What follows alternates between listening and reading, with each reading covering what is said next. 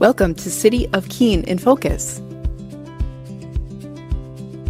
Thanks so much for listening. Good morning and Happy New Year. We are recording our next episode of City of Keene in Focus, and it is 2025. My name is Asa Kramer, and I am here with Elizabeth Dragon, our city manager. Good morning, Elizabeth. Good morning, Asa. It's amazing to think it's 2025. I feel like my brain is still in 2022. Like, I am not caught up. Yeah, yesterday I was having a really hard time signing things because I was like, okay, it's not 24, it's 25. I keep reminding myself.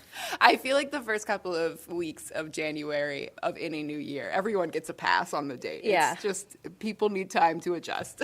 Yeah, new year, new opportunities, That's right. Yeah. That's right. So we had council meeting last night, and it was a good, productive one. Would you like to speak to what happened last night a little bit? Sure. So lots of things, but I think the downtown final design is probably the biggest decision of the night. But before we get there, I'll just talk about a few other items they did handle last night. The first being a retirement resolution for Harry McIvy, which we are going to miss him. Yes. He has been with the city for decades. He was in the IT department. He was in the Public Works department. I think he was in the Public Works before IT.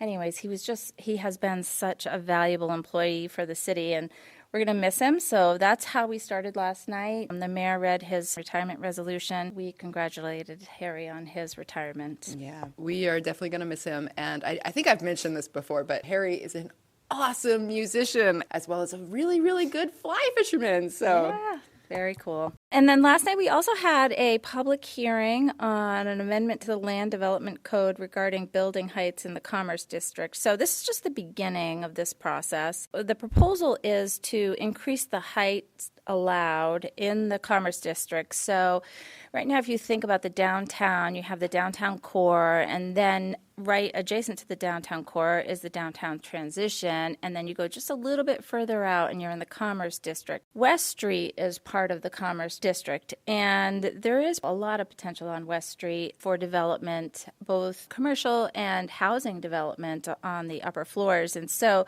increasing the building height in that district will allow for more opportunities for development. So I think this goes to their joint committee first, so joint PLD and planning board, and we'll have additional comment, and they'll work out sort of the details, and then we will see it back at PLD before it goes back to City Council for approval. So just the start of that last night, but I do think it's an exciting change, and hopefully will encourage some additional development in our Commerce District. Then last night we did, this time of year, the mayor and council do a lot of appointments, and so they did some of those last night. And then we went over our communications, just a handful of communications. One is a concern from a resident, or actually a neighborhood, related to tractor-trailer activity at the intersection of Water and Woodland Streets. That will be referred to MSFI, and what we will do is the Public Works Director will take a look at what's happening in that neighborhood, and they'll take a look at the truck routes. We do have truck routes in the city, and try to figure out why there's truck activity out there and what options there might be for the neighborhood to address their concerns. And then coming in late, it was the Ice and Snow Festival. Just in time. Just in time. It was actually funny. We were talking about this at one of our staff meetings, and everyone was like, did the Ice and Snow Festival come in yet? Nope.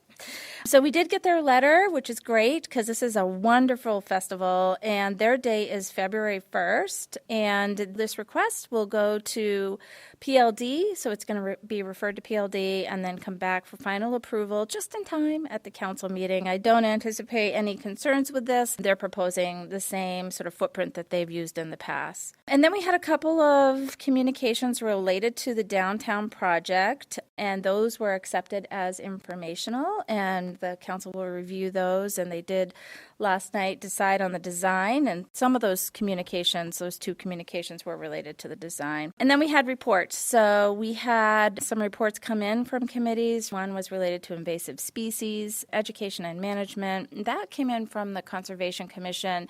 It was accepted as informational, but I did share with the council last night during manager's update that even though it was accepted as informational, we do intend to do some additional follow-up at the MSFI committee. That was something that was really interesting to me when that report came into the MSFI committee initially. I didn't realize how big of an issue Japanese knotweed is. Oh, yeah. And that's just my own ignorance on it, but I guess it really can be really destructive, and it is everywhere. It is everywhere. And so we're looking at creating some additional educational information for people who are trying to deal with the Japanese knotweed on their property. And we are also looking at how to better educate staff and how we will handle invasive species on city property. So we'll come back and talk a little bit more about that.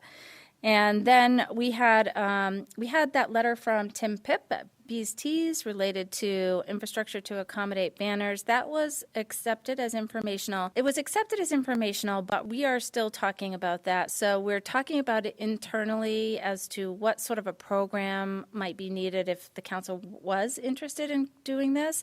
And then we already know what we would need to do in terms of the design. So going to continue to have some internal conversations and then come back to the council to gauge whether or not that is something they want to move forward with. And then last night, it actually got quite a bit of conversation. A crosswalk across West Street at Pearl Street got more conversation than I thought. That was actually kind of a robust conversation around that. So yeah, I can understand why. West Street is a very busy street. Right now, we do have people crossing it, and it is quite dangerous to cross at certain times of the day. Now, I go up and down West Street multiple times a day, and at certain times of the day, it's fine. There's not a lot of traffic. There's plenty of gap between the lights to get across the street.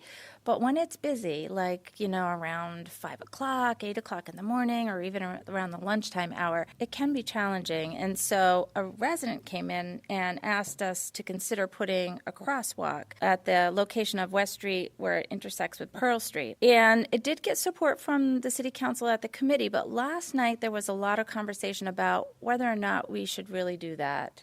And it had to do with safety, both safety of pedestrians, but also safety of cars, and whether or not it would create more opportunity for accidents because of a false sense of security if they're crossing there on a crosswalk. So it is something that did pass. I think it was 7-6. It was a close vote, and we'll see. So what this means is the crosswalk will be painted in the spring when we do the rest of our line painting, and there will be potentially some pedestrian beacons. So those are those flashing beacons. If you look on West Street near the library, we have one. You just hit it before you cross. It alerts people driving that someone is in the crosswalk or about to go into the crosswalk. So we're looking at that, but we need money for that. So guess what? We're going to probably be at FOP. If we're not able to identify a funding source, we'll probably talk again about this issue at the Finance Committee.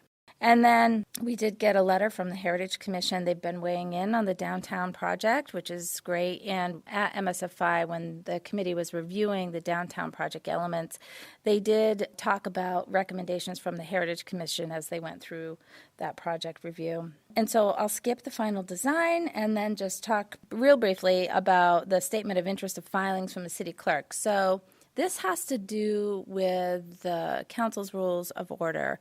And they are still working on the conflict of interest piece of their rules of order.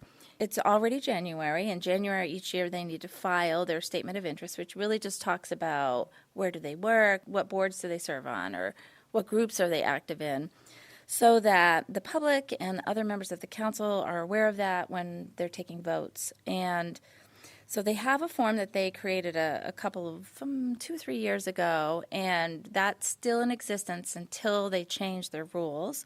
So Patty put that forward last night on their desk for them to file with her, and then if the council, in fact, decides to change the conflict of interest, they will make changes to that statement, and then they'll get another one to fill out at some point. Last night also, they talked about a couple of different things related to, there was a communication from the Bicycle Pedestrian Path Advisory Committee. That's related to the downtown project. They accepted it informational, but it was really recommendations related to bike racks, types of bike rack locations, whether to cover them or not cover them. And so they moved that item to the conversation about the final design elements and handled those two things together. And then there were some ordinances for first reading. And so what this means is last night they were just accepted and they were referred to committee.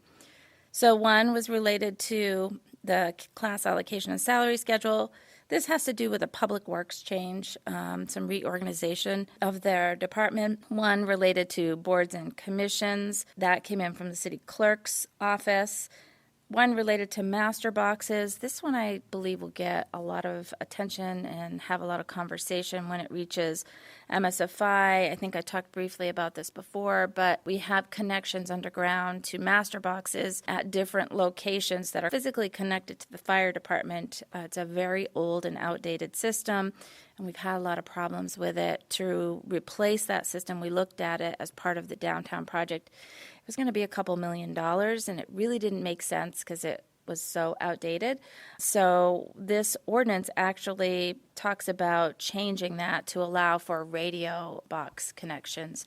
And there are other ways to connect as well, but one of them is a radio box and phasing out that hardwired system for January 2026. Oh, that's so interesting. Okay, I didn't realize it was looking at radio. That's really cool. Yeah, and I think that we put the ordinance in. It was drafted by our Fire Marshal, Rick Wood, and reviewed by the city attorney's office, but it does need some fine-tuning. So I expect there will be an A version of this. Who knows, maybe even a B by the time we're done, but at least it starts the conversation, which is really what we wanted because we wanted to alert the public and alert the businesses and organizations, schools, churches, anyone that's connected to the system, that there's a change coming. And then there was an ordinance for first reading last night related to a stop sign on Jennison Street, and that was referred to MSFI.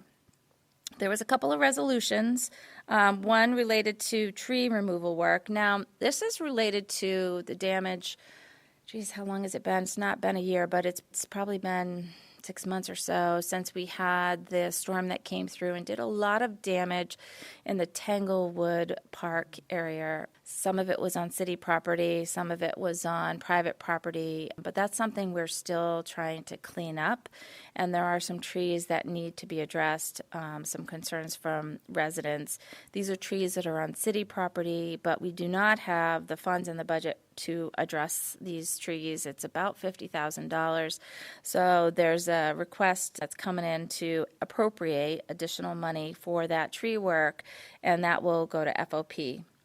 And then the last resolution of the night was related to the retirement of Mary Howe, our finance director. Today is her last day. Oh, that's so sad. We're happy for her, but we're so sad for us. I know. There's a lot of stress that comes with these leadership positions, and Mary has had a lot on her shoulders for the last several years. There's been a lot of transition at the finance department, other people retiring, new people coming in, and the workload is just really, really heavy. And so Mary has, kept us on track by coming in at night and on the weekends and making sure we're meeting deadlines. And that's just not an easy thing to do. And so we do wish her well, and we thank her for all of her hard work, and I'm hoping she'll come back and do some projects for me because the workload is not reducing anytime soon. I mean, if you think about the finance department, they're processing all of the revenues that we're receiving, so from motor vehicles, from taxes. They are processing all of our purchasing, so the purchasing office is doing all the contracts for projects that we're doing. They are processing payroll for the city employees. They are processing accounts payable, paying all of our vendors, accounts receivable, billing people who are dropping things off at the transfer station, things of that nature. And then you just have the regular accounting, just the financial statements for the city. And the budget process never stops. It is ongoing all year long. Just as soon as we wrap up one phase of it, we finish the operating budget, we're moving into the capital budget. It really is just a year-round process. Absolutely, yeah. And she's always got a smile on her face. She does. Yeah, she does. So that's the highlight from the evening. And now the big decision of the evening. So it was the downtown project. And last night they voted on the final design elements. Yay! I know. I'm so excited about that. It's been a long process. And last night they were voting on recommendations from MSFI related to things like surface treatment for the sidewalk, surface treatment for the bike path, surface treatment for raised crosswalks, site furnishings like benches, what those will look like, trash receptacles, and tree wells, lighting, the final design elements of the project. So last night they did vote on the final design elements, but there were some things that they talked about they want to discuss more. But I was really happy that they were able to still get a vote on the final design and then say, here are some things we want to talk about more. So for instance, like the bike lane treatment. The bike lane actual surface treatment is not something that they were really debating. It's going to be concrete like the sidewalks. It's going to be all the same. But what they were talking about, which is interesting, is the color. I know. They were so invested in the aesthetic look of the bike lanes, which is cool. Which is cool. So normally the bike lanes are green, but I will say that the slides that were presented to MSFI was a terrible green. It was a bad green. Yeah, and so I can understand why they weren't excited about having that color green. And so last night the Public Works Director offered we could pour some concrete and with some green and let them actually look at what it looks like, because it will be a much more muted color because it will be absorbed by the concrete. So I think that's great. So we're going to pour some different colors of concrete and come back to that color decision at a later time. The other thing that they talked about the trash receptacles. Part of MSFI, they really wanted to keep it simple and have the least cost option in place, which is basically just trash cans. And we have just regular trash cans throughout the downtown, but we also have in the downtown some compactors. So those are called those big belly compactors. They are dual purpose. So one side's trash and one side's recycling. And the benefit of those compactors is that the downtown crew, the people who maintain our downtown, who do a great job, by the way, they wouldn't have to empty them as frequently. The other benefit regarding the compactors is people are more apt to recycle. So just having a different color trash can doesn't seem to, and even though we label it, we don't have as much compliance with recycling. So we do see more compliance with recycling in the compactors. So what they decided to do last night, because they were divided, they don't want to spend the extra money unless it's really worth it. And so they decided to leave the trash cans as recommended by the MSFI committee and then have the compactors as a bid alternate. So what that means is when the project is bid out, we'll have a unit price for these compactors and then come back to MSFI and talk about, all right, how much time would we save? What does this mean in terms of recycling? Is it worth it? What's the difference in cost? And so that's how they decided to handle the trash containers in the downtown last night, which I think was a good way to do that. It leaves the door open to have additional conversations. The other thing they talked about was the arch for Railroad Square. In the design at MSFI, the arch for Railroad Square, they decided on how much brick they wanted and what the post would look like, but one thing they were still concerned about is the lettering of the archway. And the MSFI committee, and I think last night Councilor Bosley also brought it up, really interested in having solid letters, because we do have letters that are not solid on other arches in the city, and they're just sometimes not as visible. And so they're talked about making sure that that is solid lettering. The other thing that got quite a bit of attention last night was the covered structure in the Railroad Square. There were some options for shade structures reviewed by MSFI, and some of them provided partial shade, and then others were just an actual roof structure, which is a pre-made structure. It's not something that would be made on site. And that was debated last night as to what they wanted to do with the shade structure. There's a concern because we have heard from residents that they would love to have more places to sit that provide shade, but there was also a concern about making sure that if we do have a shade structure, that it is multi-use, that it's not just for bikes, that it's also for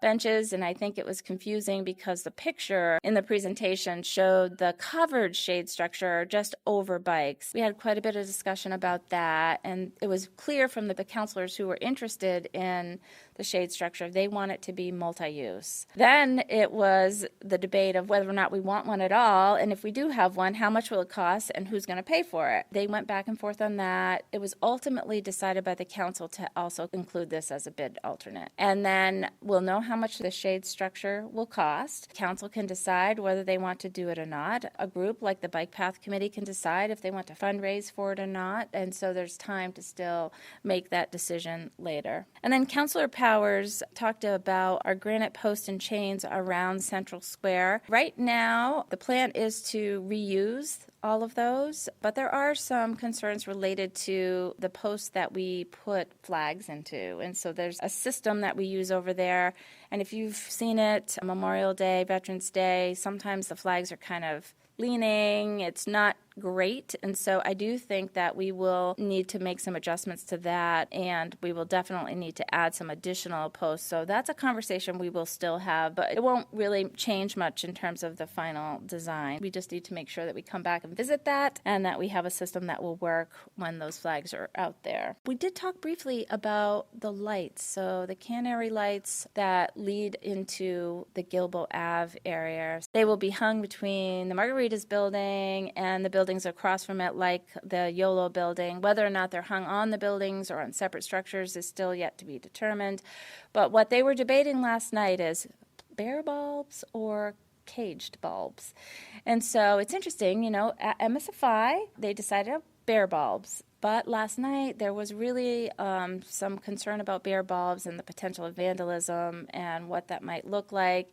And so they talked about having those cages for the bulbs as a bid alternate. So again, that decision can be decided at a later date. I think that was my list of items that...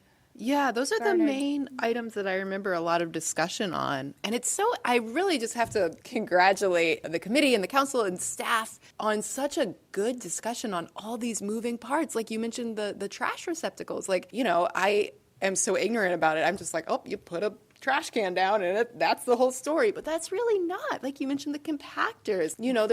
There's time in emptying that, and that costs money. And then there's selling the recycling, and that gets revenue in, and just all these moving parts that it's not simple. And so there's so much that goes into these sorts of discussions. Yeah, and even though it takes a long time to get through the process, and there's a lot of back and forth, there's good questions. And so in the end, you end up with a project that is better for it. And I'm really excited just to move it forward. It's been a tough road for everyone, the council included. There's been a lot of interest in this project. So to be able to move that forward is really a great thing. Now we have to talk about, when does it get moved forward? So they voted on the final design last night, but we still have to talk about when we go out to bid.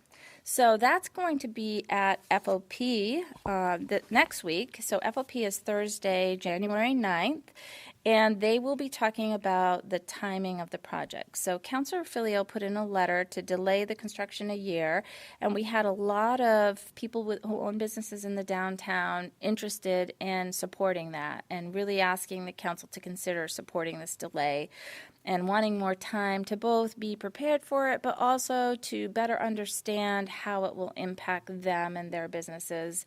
And so there was a lot of interest in the council in this conversation, and they felt that it was important to give it more time. So it is on more time on the FOP agenda and will be, I think, decided at this next FOP meeting. And so we'll talk about that. And then at the next FOP meeting, and actually the next two FOP meetings, we have another really important topic on the agenda, and that is updates from our fire department. So our fire department call volume has been steadily increasing for a few years now, and a couple years ago we added additional firefighters, one per shift. Because we're a 24/7 department, that meant 4 firefighters. And really, we're still having issues getting out to the calls as quickly as we would like to, or having overlapping calls. The fire department does a fabulous job, and they are held to very high standards. But it is something we need to talk about. We need to talk about what's happening, how is that impacting the department. I have been meeting with the fire chief and the deputy chief and the president of the union, as well as the finance department, and we've met with a couple of counselors who was on the fire staffing committee a couple of years ago, which was Counselor Remy and Counselor Powers. And we've included HR, we've even included IT because we've been looking at location of calls and creating heat maps to really understand what's happening in the city and what types of calls, who's driving the call volume, if there are certain businesses. And so all of that information is going to be shared with the FOP committee because we're leading up to a request for what's called a SAFER grant. And so a SAFER grant is a grant that allows you to bring on additional staffing. And in the first year, it's paid for through the grant. I think it's 75%, and then it's a step down. So in year 2, it's 50%, and then year 3, it's 25%, and then year 4, you're paying for it 100% through the city's budget. So that is a competitive grant application, and we really need to have this conversation with the council because we only have this opportunity once a year. That application would be due, I believe it's late in February, and then they're awarded in September. And so for the month of January, we'll be talking about that with the council. And I would encourage everyone, if you have not visited our fire department on Vernon Street, I would encourage you to, because it is a really great facility, and the people we have in our fire department are just the top of the game. They are all so skilled and so talented and just really, really genuinely caring people. I had the opportunity to go and sit with one of our EMTs, and he demonstrated on a medical dummy how they do RSI procedures, and it's a whole other level that they are at. They are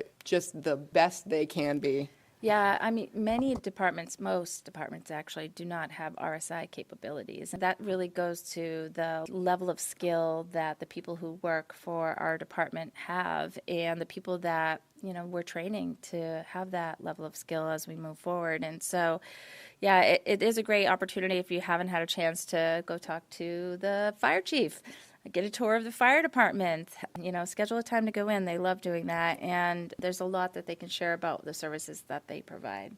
And they are all so funny. Yeah, I think you have to be. That's a tough job. I think, you have to have some humor to be in that position. Those, I think, are the two big items on FOP next week. Next week, we also have PLD, so that's on Wednesday, the 8th. There's a couple of things on PLD that could garner some attention. One is the sign code. This really started with a conversation the mayor had with a business in our industrial zone who wanted to use what's called a feather sign. So if you've seen those, they wave in the wind. And he wanted to use it for recruitment, so to help him hire employees. And it's not allowed. He brought that forward, and then the mayor brought forward a request to change that sign code to allow it. What I think will happen, though, is there'll be a bigger discussion about the sign code in general, which is very confusing, and it needs a complete overhaul. But it just has been one of those projects we haven't been able to take on. The big project related to the land use code, we had to separate out the sign code, and we just don't have the capacity to revamp that right now. The work that we've been doing related to zoning has really been focused on housing development and densification and opportunities to use land in the city for infill development. And so that takes a lot of time to go through all of those steps and make sure we get it right. And so that sign code we really need to tackle, but the big code will have to be reviewed sometime in the future. So the question will be, will they take this one piece out of the sign code and make a change? And I'm not sure. We'll see. The other thing on the agenda is the discharge of fireworks. So there's been a lot of conversation about what's the right number of firework events in the city, and should they all be located at Alumni Field, which is where the majority of them are, not all of them, and whether or not that's too much of a burden on that one neighborhood. And so this was at committee. They really couldn't come to any sort of conclusion, and so they put it on more time, and I have set up a meeting with Councilor Williams and Councilor Jones and our fire marshal and our fire chief to talk about